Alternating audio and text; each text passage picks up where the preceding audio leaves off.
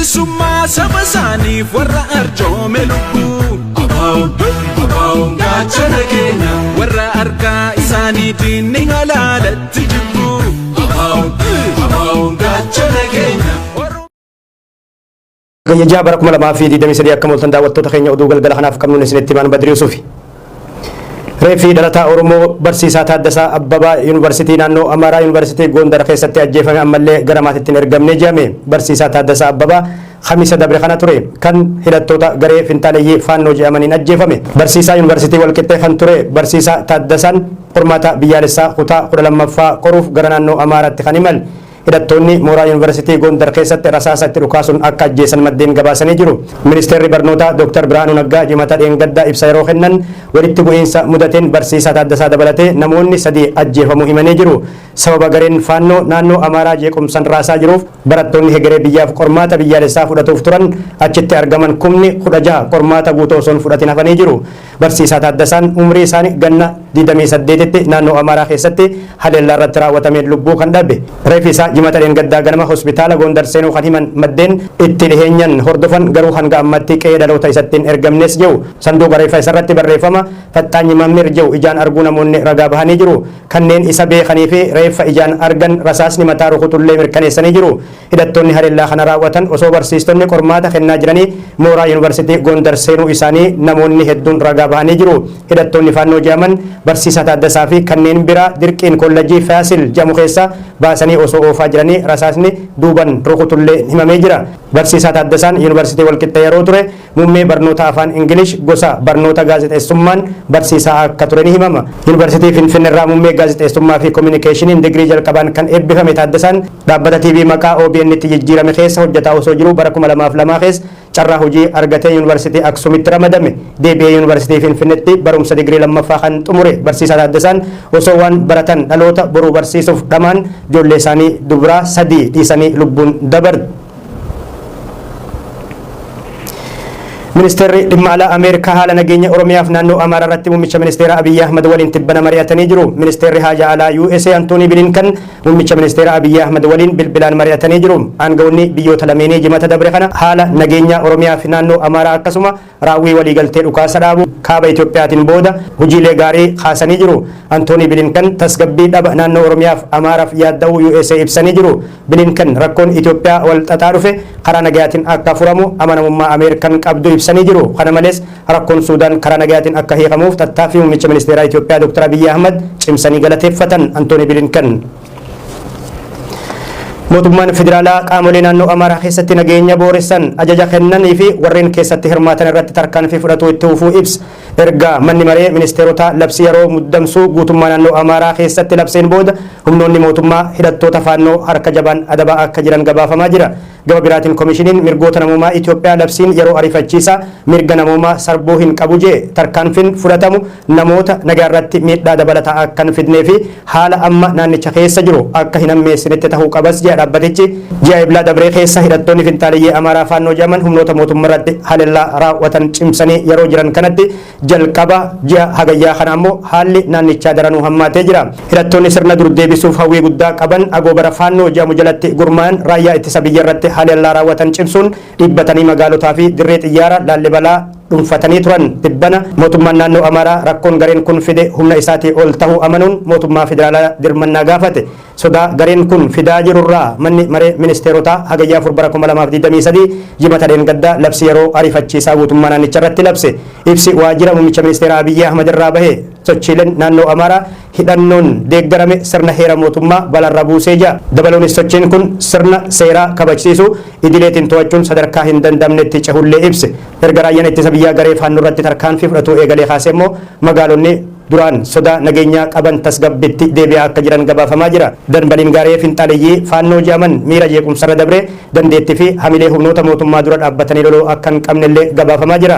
Labsiin yeroo muddamaa manni maree ministeerota Itoophiyaa rakkoo nageenya naannoo Amaaraa irratti baase kun ji'oota 6 akka turullee gabaafamee jira. Kanas ministeera haqaa Dr. Geediyoon Ximaatiyoos dheengadda ibsa yeroo kennan kan raggaasan ajajni waliigala kaabaa hojiirra oolmaa labsichaaf hundaa'es jedhamee jira.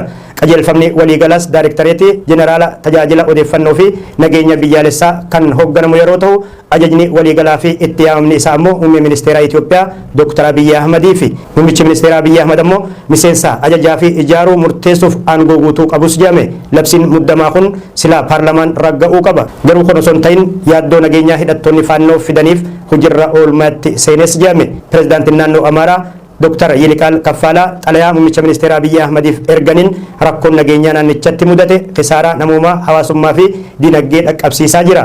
Walitti bu'iinsa kana hatattamaan dhaabsisuuf adeemsa seera kabachiisuu idilee bira dabree waan tureef akkaataa heera mootummaa biyyattiitiin tarkaanfiin barbaachisu akka fudhatamu jechuun gaafatan. Ameerikaa dabalatee biyyoonni akka Awustiraaliyaa fi Biritaaniyaan ammoo lammiileen isaanii gara naannoo Amaaraatti akka hin imalle yaadachiisanii jiru. Warri achitti argaman of eeggannoo akka taasisanii fi deemuu kanneen barbaadan gorsa akka gaafatanillee hubachiisanii jiru. Haala naannoo Amaaraa hammeessuu keessatti namoota qooda qaban irratti humnoonni nageenyaa tarkaanfii fudhataa jiru jedhame. Namoonni dhuunfaa fi miseensonni paartiilee siyaasaa haala nageenya naannoo Amaaraa hammeessan to'annoo jala oolfamaa jirus jedhame. Bakka bu'aan paartii Abinii fi miseensi mana maree bakka bu'oota uummataa obbo Kiristaan Taaddalee amma dura muummichi ministeera Abiy Ahmed aangoo akka gadhiisan paarlamaa keessa ta'anii gaafatuun oduu ijoo tahee ture. Haa ta'u garuu obbo Kiristaan Taaddalee yeroo garagaratti yaadota qeeqa fi arrabsoon guutame mootummaa fi aangawoota mootummaa irratti barreessuuf dubbataa turanii jiru. Hagayyaa 2023 garuu humnootni nageenyaa obbo Kiristaan qabanii hidhatti geessan. Miseensi mana maree magaalaa Finfinnee Dr. Kaasaa Tashaagar dabalatee namoonni hedduun naannoo Amaaraa fi magaalaa Finfinnee keessatti hordofamaa akka jiran gabaafamee jira. Namoonni hordofamaa jiran kanneen haala naannoo Amaaraa kanneen hammeessanii fi garee finxaaleyyii faannoo Amaaraa yaada fi qabeenyaan kanneen deeggaranis jedhame. Labsi yeroo muddamaatiin dura ammoo jimaata dabre kana poolisiin federaalaa miseensa paartii warraaqsa uummata Amaaraa Abin kan tahan obbo Kiristaan Taaddalee to'annoo jala oolchuun kan yaadatamu. Obbo Kiristaan amma dura miidiyaa irratti uummanni Amaaraa faannoo cinaa akka dhaabbatu gaafatuun isaanii ni yaadatama. Namni qabsoo karaa nagaa geggeessaa jiruu fi miseensa mana maree bakka bu'oota uummataa ta'e qabsoo afaan qawweetti uummata afeeruun Itoophiyaa keessatti nama duraati. Ministeerri dhimmoota kominikeeshinii mootummaa federaalaa Dr. Laggasaa Tulluu ibsa sanbata kaleessaa kennan keessatti qaamota haala naannoo Amaaraa hammeessan qooda keessaa fudhatan irratti tarkaanfiin fudhatamu cimee itti fufaa jiran. Akka isaan jedhanitti humnootii dhimmicha waliin hidhata qaban akkasuma karaa adda addaatiin rakkoo kana hammeessan irratti to'annoon taasifamu eegalee jira. Obbo Kiristaan Taaddalee bulchiinsi Abiy Ahmed lola uummata Amaaraa irratti labsee fi ajjeechaa namoota nagaa hatattamaan dhaabuu qaba jechuun dhiheenya kana qeeqan. Garuu hidhattoota faannoo namoota nagaa fi haleellaa humnoota nagaa irratti raawwatan irratti yaada bal'aan laanne. Gama biraatiin miseensi mana maree magaalaa Finfinnee Dr. Kaasaa Tashaagar namoota akkaan barbaadaman keessatti argamu. Dr. Kaasan halkan edaa walakkaa barreeffama maxxansaniin nuti miseensota poolisiiti mana bane jedhamanii akka turan ibsan. Godina Harargee Lixaa aanaa Gumbii Bordoddee Araddaa Hargiitti jedhamtu keessatti uummanni bishaan dhugaatii dhabee rakkoo cimaaf saaxilamee jedhame. Lammiileen ganna hedduuf bishaan dhugaatii dhabuun rakkoo namoomaa cimaan qoramaa jiran kanneen gaaffii bishaan argatu qaama dhimmi ilaalutti iyyatanii deebisaa akkan argatanillee gabaafamee jira. Uummanni kun bulchiinsa aanaa Gumbii Bordoddeetti iyyatanis qaama isaan dhagahe bishaan baasuuf hin arganne. Aanaa Gumbii Bordoddee keessatti uummanni rakkoo bishaaniif saaxilame kun bishaan barbaacha amna dheertuu imala yeroo godhu keessatti dubartoonni ulfaa fi manguddoonni miidhamaa akka jiranillee gabaafamee jira. Barattoonni amna fagoo deemanii maatiif bishaan osoo waraaban itti orra'uun barumsarraa duubatti harkifataa akka jiranillee gabaafamee jira. Yeroo mootummaan naannoo Oromiyaa hojiilee piroojeektii babal'aa lammiilee hiyyummaa keessaa baasuuf hojjetaa jiru kanatti ammallee naannoleen gammoojjii xiyyeeffannoo dhabuun dagataman keessatti lammiileen rakkoof saaxilaman lakkoofsi isaanii olaanaadha. Yuunivarsiitiin Rift Vaalii dameen Shaashamannee barattoota ogummaa garaagaraatiin barsiisaa ture 1348 dilbata irraa bifa addaatiin eebbise. Yuunivarsiitichi barattoota ogummaa teeknikaa digirii jalqabaa fi digirii lammaffaa barsiisaa ture 1348 guyyaa irraa haala adda taheen eebbisee jira. Yuunivarsiitiin Rift Vaalii qulqullinaa fi sirna baruuf barsiisuun adda duree ta'uuf ciminaan hojjetaa jira kan jedhan pireezidaantii Yuunivarsiitii Rift Vaalii Dr. Abbabaan kana kan jedhan waltajjii eebbaa kanarratti sirna eebbaa kanarratti barattoota qabxii olaanaa galmeessaniif badhaasni waancaa fi meedaaliyaa hamilee jajjabeessan laatameefii jira.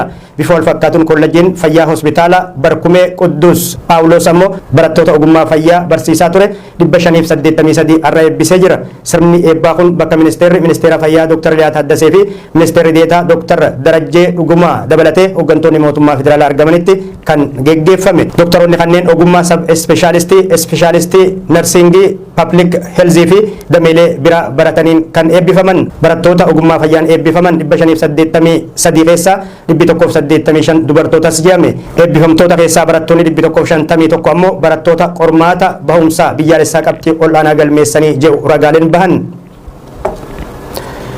Lammiileen Eertiraa biyyoota Ameerikaaf Kanadaa keessatti argaman hiriira mormii bulchiinsa yeroo dheeraa lakkoofsise Isiyaas Afawarqee irratti geggeessan.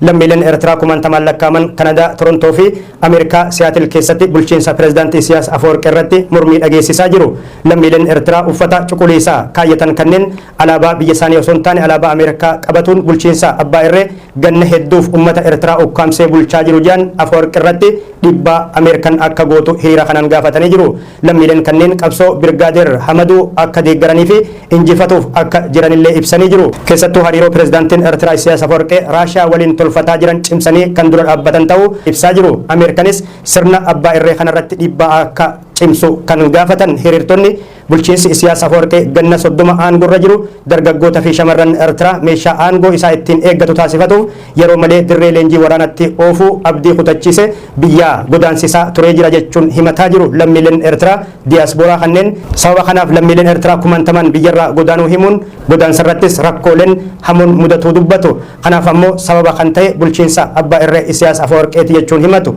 Hariiroo pireezidaantii Isiyaas Afawarqeef pireezidaantii Raashiyaa Puutiin waliin itti seenan kan morman ta'uu lammiileen Eertiraa kanneen biyyoota Ameerikaaf Kanadaa keessatti argaman irra deddeebiin ibsaa jiru. Michoomni pireezidaantii Isiyaas gita isaanii pireezidaantii Puutiin waliin itti jiran kan bulchiinsa afaan qawwee aangorra tursuuf umrii dheeressu malee uummata Eertiraa kan fayyadu miti jedhu hiriirtonni. Pireezidaantii Isiyaas Afawarqee erga bara 1993 keessa Eertiraan riferandamii uummataa geggeeffameen Itoophiyaarraa fottoytee aangorratti bahanii as filannoo geggeessaniin beekan. Filannoo tokko osoo hin geggeessin ganna 30 aangorra jiru. Aadaan abbootii irree pireezidaantii Isiyaas Afawarqee dhaalan jedhaman kun lammiilee Eertiraa ganna 30 qabsoo hadhooytuu dhiiga kumaantamaa dhangalaasee fi lafee ilmaansaa itti caccabsee sirna dargii ifirraa fonqolcha akka malee mufachiisee jira. Tole daawwattoota keenya oduun ammaaf qindeessine san gammadaa daawwattan turan Badri Yuusufii gatti. Bilisummaa saba isaaniif warra arjoome.